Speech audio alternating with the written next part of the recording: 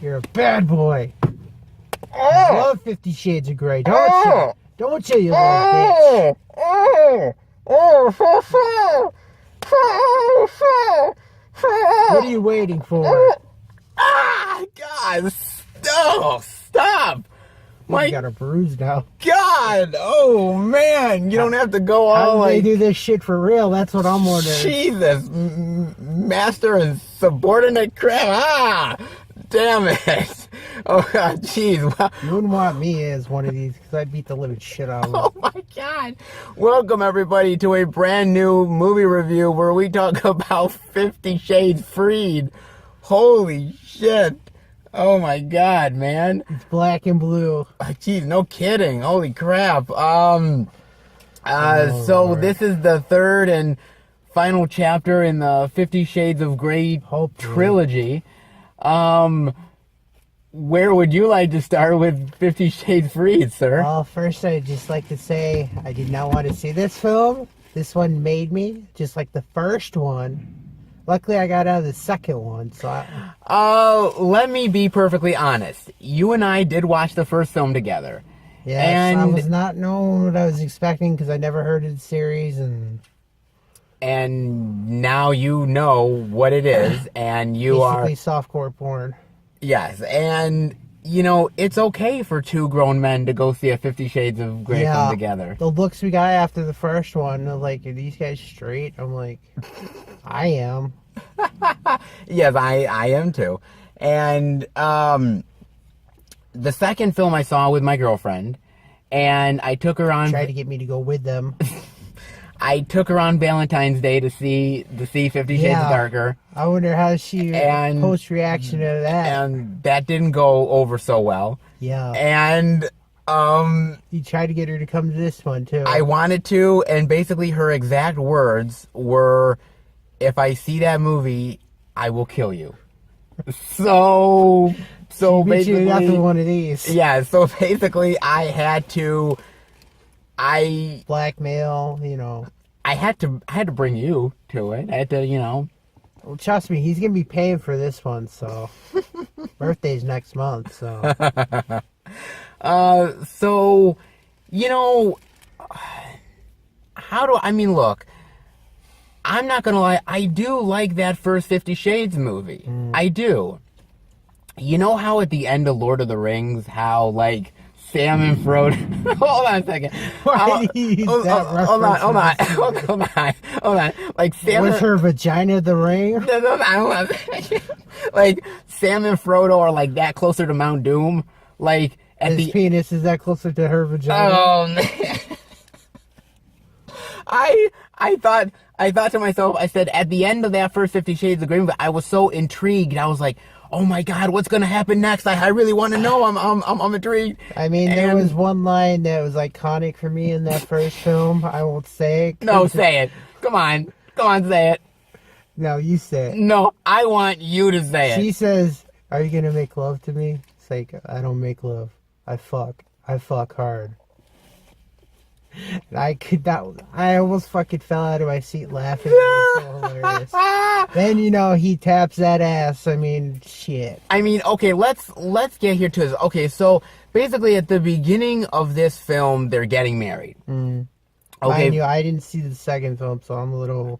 Okay, well, he proposed to her at the end of the last film and everything like that. And so they're getting married. And it's a very joyous occasion, and they're going on their honeymoon, and it's very beautiful, and she's having a good time, and he's having a good time waxing that ass, and... Waxing it, shit, he's going for the gold, like it's the Olympics. I mean, Jesus, he's practically skiing down that slope. I mean, he's going, almost every 5 minutes in this movie, they're having sex, I'm like, God damn. Well, let's get to that. Basically...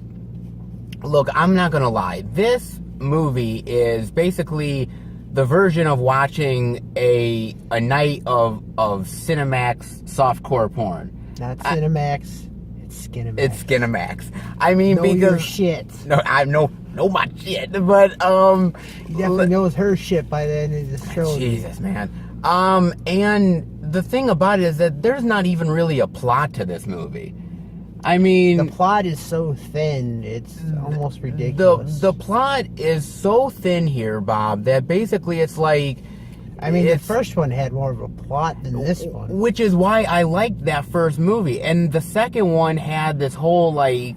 It barely had a plot just like this one. It was basically like, you know... There's a lot more porn in it. Sex...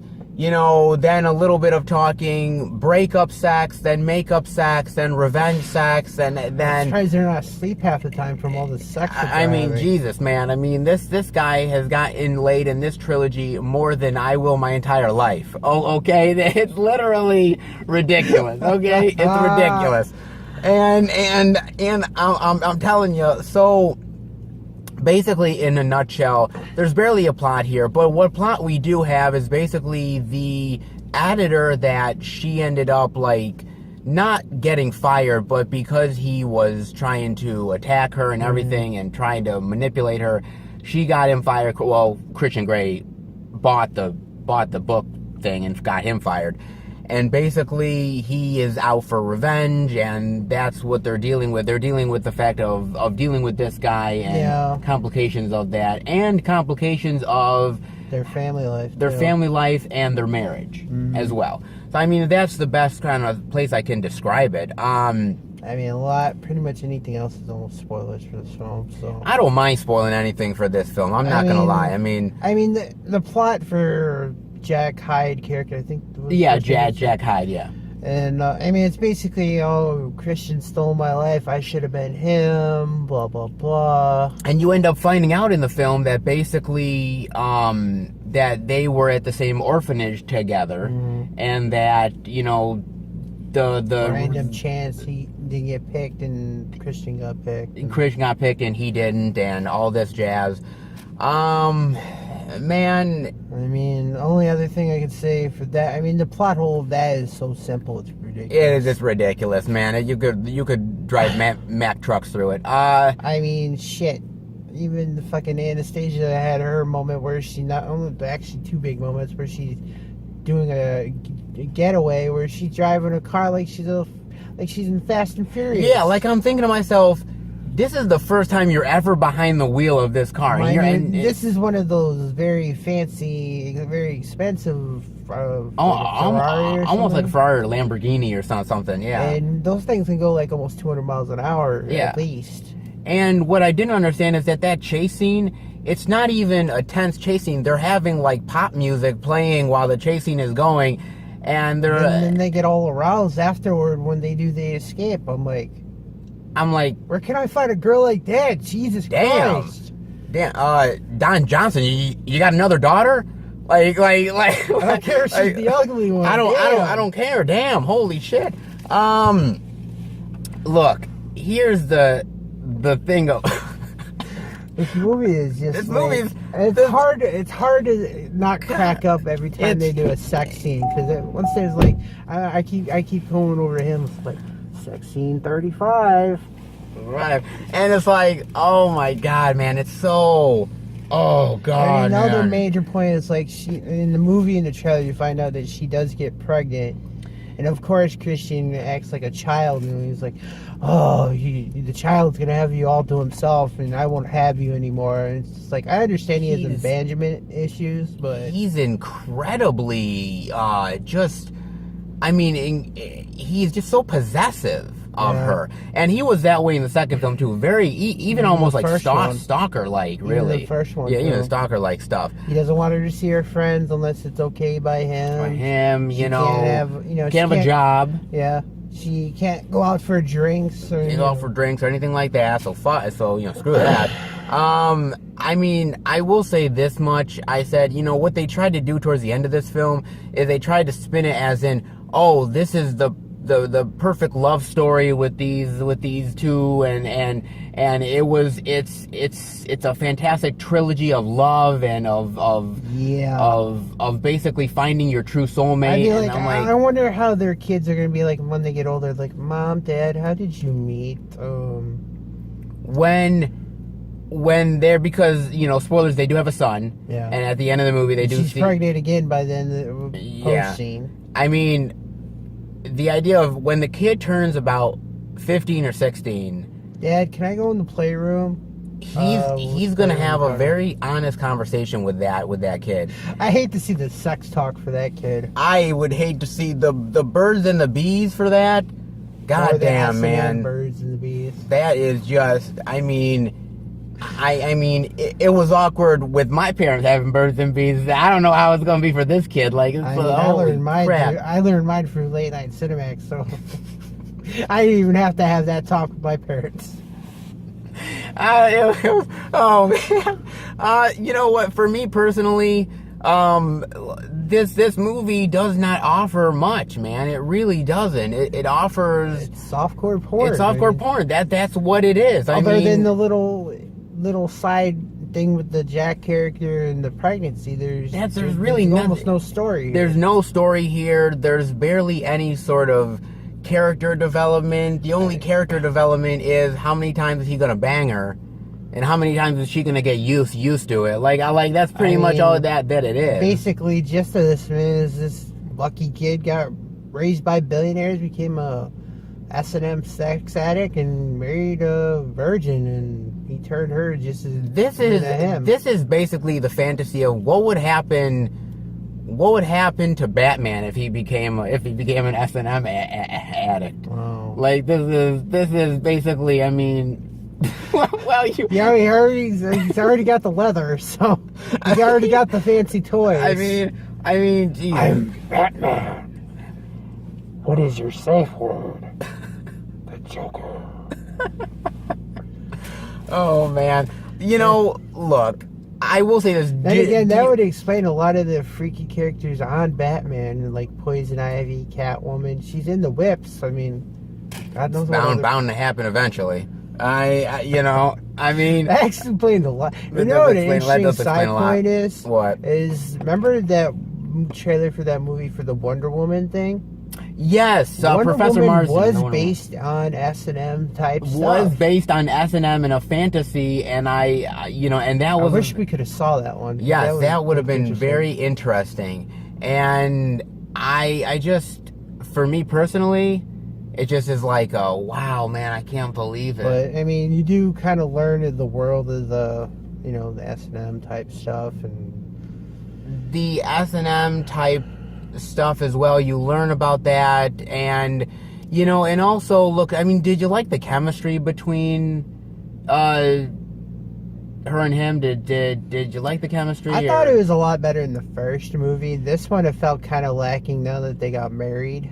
It felt a little bit lacking. I like that first film for the chemistry that they had, of like the unpredictability of what was going to happen. Here, you know what's pretty much going to happen. There's no like sort of like, I guess, like, oh my God, I can't believe that was the first film. I mean, other than that, there's like maybe one funny line in this movie I thought it kind of got me chuckling a little bit.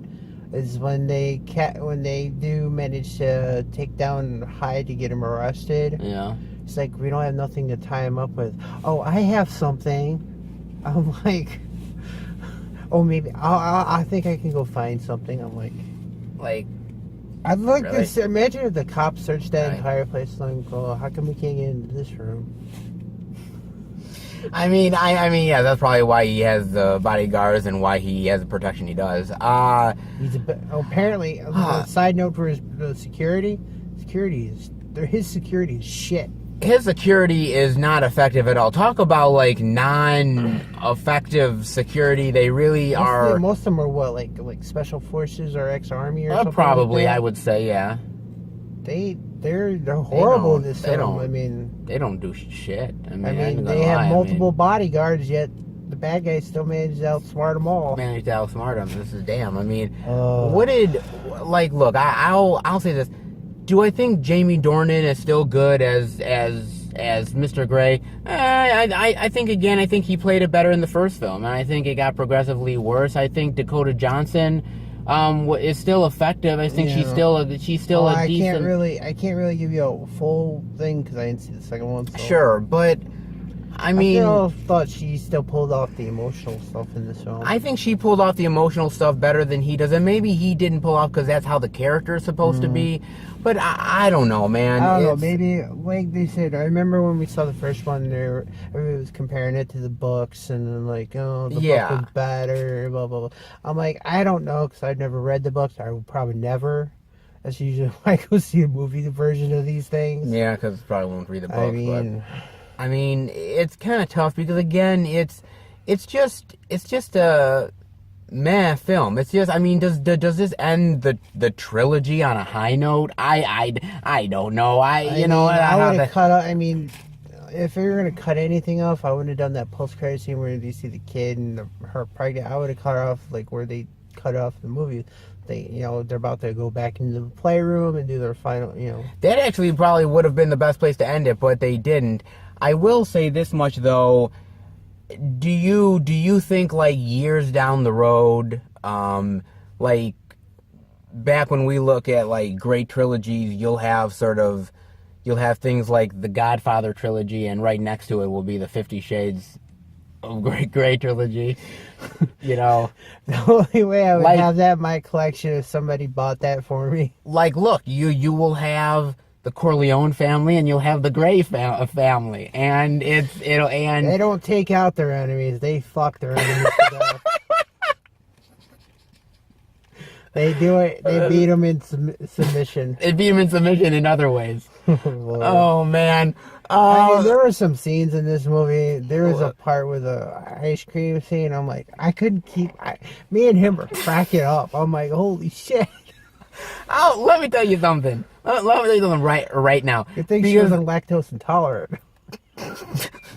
I will say this much. Look, there is a ton of sex scenes, and I'm not gonna lie. Like, I was in the theater with you, and it got uncomfortable at times. It got real uncomfortable. I was only 2 seats away from you. You were 2 seats away from me, and I got uncomfortable. I was like this half the time. I was like, oh my God. I was like,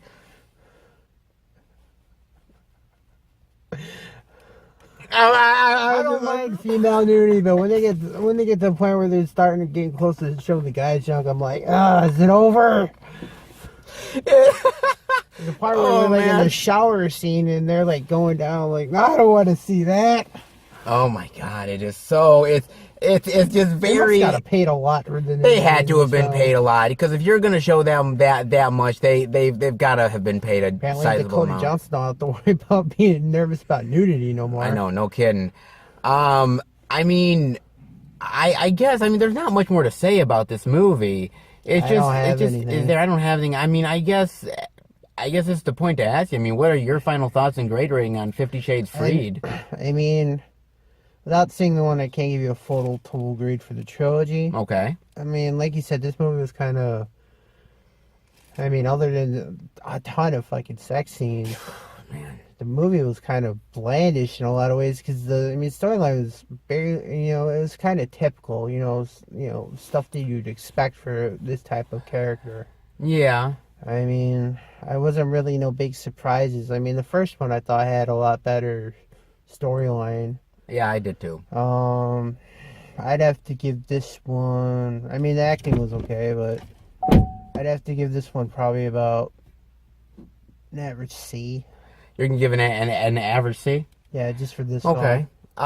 You know what? For me, look, I'm not gonna lie. This movie it reminds me a lot of, like, well, not in like that way, but it reminds me of like the Twilight series, in the way of like, they didn't do sex until like the final 2 parts. I know, but no, I mean like the films get progressively worse.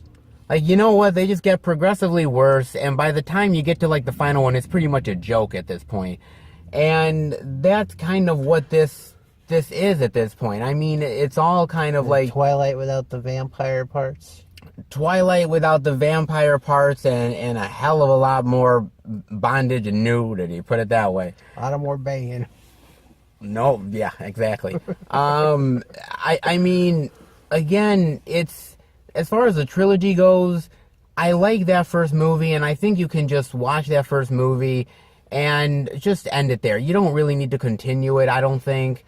And for me personally, this movie, yeah, I guess it's, you know, an okay for a rainy day, and if you're stuck inside and for some reason your subscription of Cinemax is down or something, you know, watch it, fine, go ahead. But for me personally, it's not all that great. I'm gonna give it a D plus. Wow. I'm gonna give it You're a D lot plus. farther down than It's I thought it's you'd a be. D plus. It's just okay. Like I said, I think the first film is far better, and you know what? I mean, I'm good. I got my Cinemax. I don't need this, so I mean, I'm all right. Yeah. So yeah.